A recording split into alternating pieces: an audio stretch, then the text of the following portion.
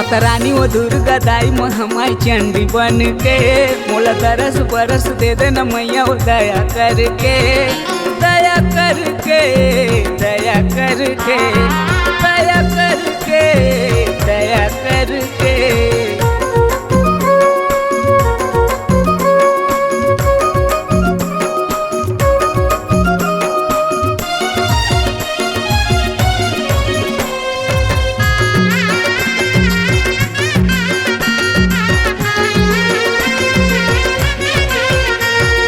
कमल फूल तीरे तीर संग में पोखरा तोला मैं खवा दाई लाई ओखरा।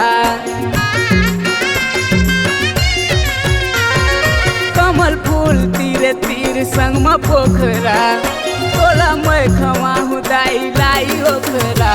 नौ रूप के दरस दे दे मैया मोला दया करके दया करके दया करके दया करके दया करके।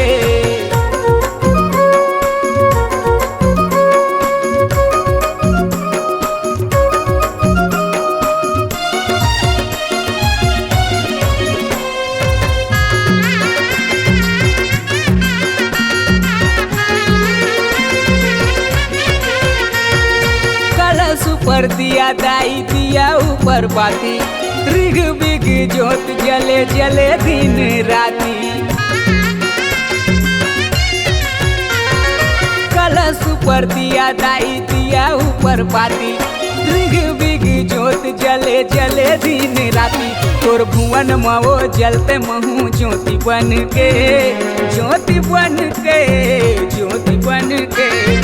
दया कर दे दया कर दे दया कर दे दया कर दे मैया दया कर दे दया कर दे।